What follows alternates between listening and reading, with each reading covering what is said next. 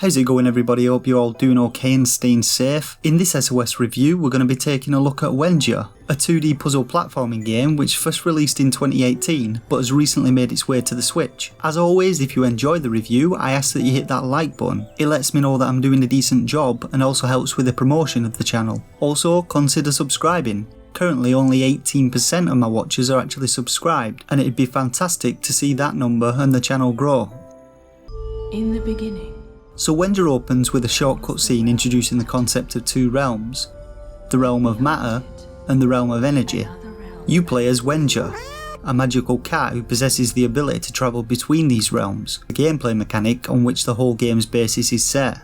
As you begin the game you'll be introduced to the concept of realm switching, which on the Switch is done by pressing the left bumper, and there's a short delay before you're able to switch realms again.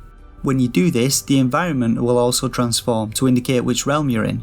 The realm of matter is vibrant with flowers and trees, whilst the realm of energy takes on a much darker tone. In Wenjia there are three main gameplay mechanics which encompass the majority of the puzzle platforming elements within the game.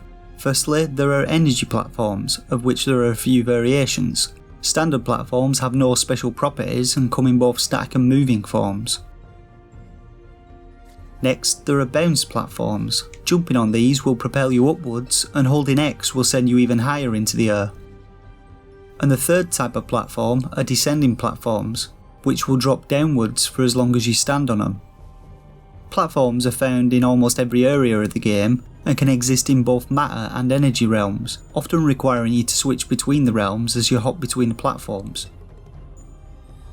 The next type of gameplay element you'll encounter are portals. These exist in both realms and hopping in one portal will see you pop out of another portal. As with platforms, you'll often have to switch between realms as you move from one set of portals to the next. In sections containing a lot of portals close together, they'll be numbered to indicate the order in which they're linked to avoid confusion. The final gameplay mechanic is energy updrafts. These only exist within the energy realm, and entering them will make Wenjia begin to float upwards. There are many different areas in the game where you'll be using these updrafts to bypass obstacles, and often these present some of the more difficult challenges the game has to offer. Should you make a mistake and die at any point whilst traversing through the world, you'll be sent back to your last checkpoint. These are found in abundance, which is a good thing, as a lot of the game's sections require some trial and error to work out how to progress past them. Many environmental hazards and enemies are on cycles, and it usually requires a few attempts before you get the right timing down for them. The environment is not the only thing that can kill you though, as there are also a few different enemies in the game which are just as deadly. Early on in the game you'll gain the double jump ability. This allows you to jump an additional time in the air and is something that you'll be using a lot from then onward.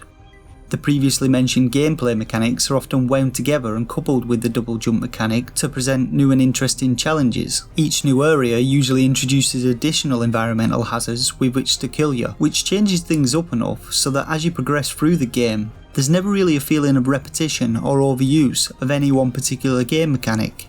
There are also a few chase areas thrown into the mix, where you'll need to run away from something deadly whilst navigating the terrain and platforms. Throughout your playthrough, you're encouraged to collect these small wisps to unlock new skins for Wenjia, which are purely cosmetic. These wisps can be found in plain sight, requiring you to puzzle through how to get to them. Hidden in secret areas in zones, or found within optional side areas, some of which present you with a time limit in which you need to reach the end of the level to collect a wisp before the timer runs out and it vanishes. There's often a slow route through these zones, and a faster route, which is usually significantly more difficult to navigate and is discoverable through exploration. You can view all of your best times for these areas on the speed competition screen found within the extras menu selectable from the title screen. The game is split into three main levels, with each level containing a set of smaller zones. Each of these zones contain a number of wisps, and at the end of the zone you'll receive a summary on your performance in it, as well as how many wisps you acquired. Once you complete a level, you'll also be presented with a summary of your level performance, showing the total number of wisps acquired and a rating. As you progress through levels and zones, you'll learn a little bit more about the game's lore and storyline, Firstly through snippets of story found at some of the game's checkpoints, and secondly through a series of short cutscenes which are sometimes hidden away in areas. The magical cat restores the connection of the two realms. You can re-watch any of these cutscenes in the extras menu. For the most part though, the story is not very deep and takes a bit of a back seat. The translations of the story aren't great, and a lot of them don't actually make much sense.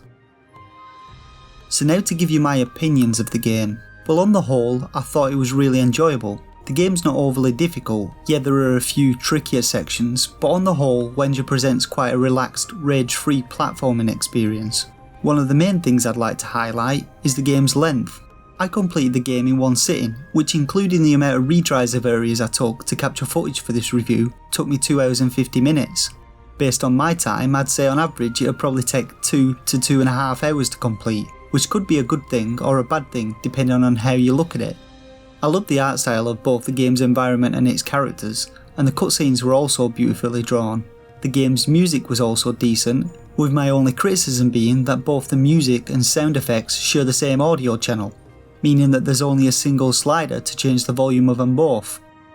For a rating, I'd give Wenjia 3 out of 5 stars. It's a great little platform puzzler which makes creative use of its mechanics and environments to present an overall gaming experience which never feels dull or repetitive. Its short playtime, however, may not warrant its price tag for those seeking something more substantial for the money.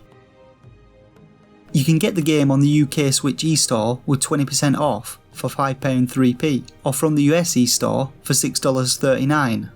Alternatively, the game's also available on Steam and Xbox.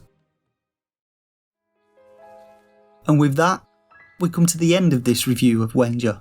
Before you move on to consume your next YouTube video, please hit that like button if you enjoyed the review.